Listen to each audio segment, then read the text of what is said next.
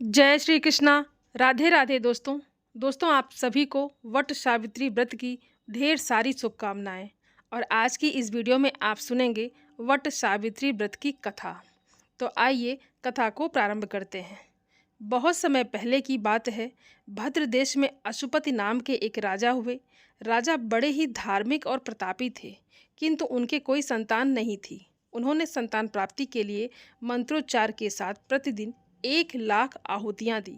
18 वर्षों के तप के बाद सावित्री देवी प्रकट हुई और उन्होंने राजा को वरदान दिया कि हे राजन, तुम्हारे घर में एक तेजस्वी कन्या का जन्म होगा। इस कन्या का जन्म सावित्री देवी के आशीर्वाद से हुआ था, इसीलिए राजा ने इसका नाम सावित्री ही रख दिया।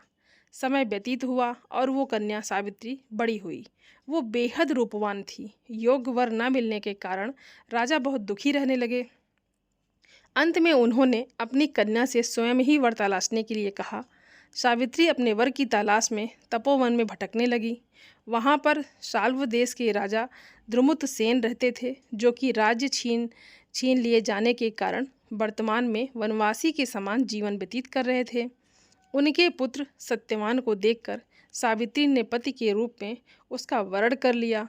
ऋषिराज नारद जी को जब ये बात पता चली तो वे राजा अशुपति के पास गए और उन्होंने कहा, हे राजन, ये क्या कर रहे हो? आप सत्यवान गुणवान हैं, धर्मात्मा हैं और बलवान भी हैं, पर वो अल्पायु है। 1 वर्ष के बाद उसकी मृत्यु हो जाएगी। देव ऋषि नारद जी की बातें सुनकर राजा अशुपति घोर चिंता में पड़ गए। सावित्री के पूछने पर राजा ने कहा, हे पुत्री, तुमने जिस राजकुमार को अपने वर के रूप में चुना है वो अल्पायु है। तुम्हें किसी और को अपना जीवन साथी बनाना चाहिए। इस पर सावित्री ने कहा, पिताजी, आर्य कन्याएं अपने पति का एक ही बार वरण करती हैं और अब मैं सत्यवान से ही विवाह करूंगी। तब राजा अशुपति ने सावित्री की बात मानी और सावित्री का विवाह सत्यवान के साथ कर दिया। सावित्री अपने ससुराल में पहुंचते ही अपने सास ससुर की सेवा करने लगी। इसी तरह से समय बीतता गया। नारद मुनि ने सावित्री को पहले ही सत्यवान की मृत्यु के दिन के बारे में बता दिया था। जैसे जैसे वो दिन पास आ रहा था, सावित्री अधीर हो रही थी। 3 दिन पहले से ही उन्होंने उपवास शुरू कर दिया। नारद मुनि के कहे अनुसार निश्चित तिथि पर पितरों का पूजन किया। हर दिन की तरह सत्यवान उस दिन भी लकड़ी काटने जंगल चले गए। तब उस दिन सत्यवान के साथ में सावित्री भी गई। जंगल में पहुंचकर सत्यवान लकड़ी काटने के लिए एक पेड़ पर चढ़ गए। वहीं पर उनके सिर में असहनीय दर्द होने लगा। दर्द से व्याकुल होकर सत्यवान पेड़ से नीचे उतर गए। अब सावित्री अपना भविष्य समझ गई थी। उन्होंने सत्यवान के सिर को गोद में रखा और उनका सिर सहलाने लगी। तभी वहाँ पर यमराज आते दिखाई दिए। यमराज अपने साथ सत्यवान के जीव को ले जाने लगे तो सावित्री भी उनके पीछे पीछे चल दी। यमराज ने सावित्री को समझाने की कोशिश की कि ये तो विधि का विधान है, लेकिन सावित्री यमराज की किसी भी बात को समझना ही नहीं चाहती थी। सावित्री यमराज के पीछे पीछे चल रही थी। सावित्री की निष्ठा और पति परायणता देखकर यमराज ने सावित्री से कहा, हे देवी, तुम धन्य हो, तुम मुझसे कोई भी वरदान मांग लो। इस पर सावित्री ने कहा, हे देव, यदि आप मुझ पर प्रसन्न हैं तो आप मेरे सास ससुर को दिव्य ज्योति प्रदान करें। तब यमराज ने कहा, ऐसा ही होगा, जाओ, अब तुम लौट जाओ। लेकिन सावित्री अपने पति सत्यवान के पीछे पीछे ही चलती रही। तब यमराज ने कहा, हे देवी, तुम वापस जाओ। तब सावित्री ने कहा, हे भगवान, मुझे अपने पति के पीछे चलने में कोई परेशानी नहीं है। पति के पीछे चलना तो मेरा कर्तव्य है। ये सुनकर उन्होंने फिर से एक और वरदान मांगने को कहा। तब सावित्री ने कहा कि हमारे सास ससुर का राज्य छीन गया है, उसे पुनः वापस दिला दें। तब यमराज ने सावित्री को ये वरदान भी दे दिया और कहा कि अब तुम्हें लौटना होगा। लेकिन सावित्री अभी भी पीछे ही चल रही थी। यमराज ने सावित्री को तीसरा वरदान मांगने को कहा। तब सावित्री ने 100 संतानें और सौभाग्य का वरदान मांगा। यमराज ने ये वरदान भी सावित्री को दे दिया। तब सावित्री ने यमराज से कहा, प्रभु, मैं एक पतिव्रता पत्नी हूँ और आपने मुझे 100 पुत्रों का वरदान दिया है। ये सुनकर यमराज को सत्यवान के प्राण छोड़ने पड़े। यमराज अंतर्ध्यान हो गए और सावित्री उसी वट वृक्ष के पास आ गई जहाँ पर कि उसके पति का मृत शरीर पड़ा था। वहाँ पर उसने देखा कि सत्यवान जीवित हो गए हैं। अब दोनों खुशी खुशी अपने राज्य की ओर चल पड़े। जब दोनों वहाँ पर पहुँचे तो देखा कि माता पिता को दिव्य ज्योति प्राप्त हो गई और इस प्रकार सावित्री और सत्यवान चिरकाल तक राज्य का सुख भोगते रहे। वट सावित्री व्रत करने वाले को और इस कथा सुनने वाले के वैवाहिक जीवन या जीवन साथी की आयु पर किसी भी प्रकार का कोई भी संकट नहीं आता है। कोई संकट आया हो तो वो भी टल जाता है। बोले सावित्री देवी की जय। आइए अब सुनते हैं सभी कहानियों के साथ सुनी जाने वाली गणेश जी की कहानी।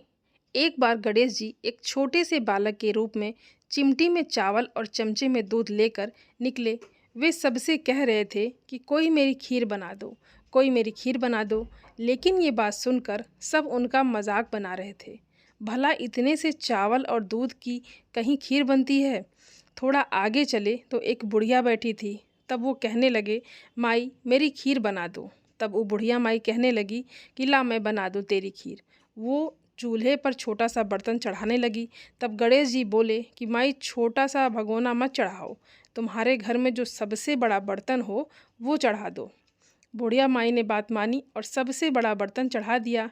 वो तो देखकर हैरान रह गई। थोड़े से जो चावल उस बर्तन में डाले थे वो तो पूरा भर गया। तब गणेश जी बोले कि मैं नहाकर आता हूँ, थोड़ी देर में खीर तैयार हो गई। बुढ़िया माई के पोते पोती खीर खाने के लिए रोने लगे। तब बुढ़िया माई ने कहा, गणेश जी तुम्हारे भोग लगे। ऐसा कहकर चूल्हे में थोड़ी सी खीर डाली और कटोरी भर भर कर बच्चों को खीर दे दी। बुढ़िया माई की पड़ोसन ऊपर से देख रही थी। तब बुढ़िया माई ने सोचा इसे खीर ना दी तो चुगली कर देगी। तब उसने एक कटोरा भर के उसे भी खीर दे दिया। उसके बेटे की बहू ने चुपके से एक कटोरा खीर खाई और कटोरा चक्की के नीचे छुपा दिया। अभी तक गणेश जी नहाकर नहीं आए थे। तब बुढ़िया माई को भी भूख लग रही थी। तब उसने भी एक कटोरा खीर का भरा और किवाड़ के पीछे बैठकर खाने लगी कि गणेश जी आपके भोग लगे। ऐसा कहकर उसने खीर खाना शुरू कर दिया। अभी बुढ़िया माई खीर खा ही रही थी कि गणेश जी आ गए। तब बुढ़िया माई बोली, आ जा रे गणेशिया, खीर खा ले, मैं तो तेरी ही राह देख रही थी। तब गणेश जी बोले, माई मैंने तो खीर पहले ही खा ली। तब बुढ़िया माई पूछने लगी, कब खाई? तब गणेश जी बोले, जब तेरे पोते पोती ने खाई थी तब खाई, जब तेरी पड़ोसन ने खाई तब भी खाई, जब तेरी बहू ने खाई तब भी खाई, और जब तूने खाई तब तो मेरा पेट पूरा ही भर गया। तब बुढ़िया माई बोली, बेटा तेरी सारी बात सच है, पर बहू बेचारी का नाम मत ले, वो तो सुबह से काम कर रही है, भला उसने कब खीर खाई? तब गणेश जी बोले, चक्की के नीचे देख, जूठा कटोरा पड़ा है, तूने तो कम से कम मेरे भोग लगाया, वो तो बिना भोग लगाए ही खा गई। तब बुढ़िया माई कहने लगी, बेटा घर की बात है, घर में रहने दे, अब बता बची खीर का क्या करूं? तब गणेश जी बोले कि सारी नगरी जमा दे। बुढ़िया माई नगरी में न्योता दी और सब हंसने लगे कि इसके घर में तो खुद खाने को है ही नहीं, नगरी क्या जिमाएगी। लेकिन बुढ़िया माई ने पूरी नगरी जिमा दी, फिर भी खीर का बर्तन पूरा भरा था। जब राजा को इस बात का पता चला तो बुढ़िया को बुलाया और कहा कि क्यों रे बुढ़िया, ऐसा बर्तन तुम्हारे घर पर अच्छा लगे, ये हमारे घर पर। तब बुढ़िया कहने लगी, राजा जी आप ले लो। राजा ने खीर का बर्तन महल में मंगा लिया, लेकिन ये क्या, महल में आते ही खीर में कीड़े मकोड़े बिच्छू पड़ गए, खीर से दुर्गंध आने लगी। ये देखकर राजा जी बुढ़िया से कहने लगे, बुढ़िया माई ये बर्तन वापस ले जा, ये बर्तन हम तुझे देते हैं। बुढ़िया माई बोली, राजा जी आप देते तो पहले ही दे देते, ये बर्तन मुझे मेरे गणेश जी ने दिया है। बुढ़िया माई बर्तन वापस ले आई। बुढ़िया माई के घर आते ही खीर पहले की तरह सुगंधित हो गई। तब बुढ़िया माई गणेश जी से कहने लगी कि अब इस खीर का क्या करूं? तब गणेश जी बोले कि झोपड़ी के कोने में गड्ढा खोद के गाड़ दे, उसी जगह सुबह खोद कर देखना, तुझे धन के 2 घड़े भरे हुए मिलेंगे। तब बुढ़िया माई कहने लगी, इतने धन का इस छोटी सी झोपड़ी में हम क्या करेंगे? तब गणेश जी ने झोपड़ी को लात मारी, तब वहाँ पर महल हो गया। सुबह हुई तो बहू फवारा लेकर पूरे घर को खोदने लगी, लेकिन कुछ मिला नहीं। तब बहू बोली, सासू जी तुम्हारे गणेश जी तो झूठे हैं। सासू बोली कि बहू हमारे गणेश जी झूठे तो नहीं हैं, ला ज़रा मैं देखूं। तब वो सुई लेकर खोजने चली तो टन टन करती 2 धन के घड़े मिल गए। तब बहू कहने लगी कि सासू जी गणेश जी तो सच्चे ही हैं, तब सासू माँ बोली कि गणेश जी तो भावनाओं के भूखे हैं। हे गणेश जी भगवान, जैसा आपने बुढ़िया माई को दिया वैसा सबको दीजिएगा। जैसी उसकी मनोकामना पूरी करी वैसे सबकी करना। बोलिए गणेश भगवान की जय।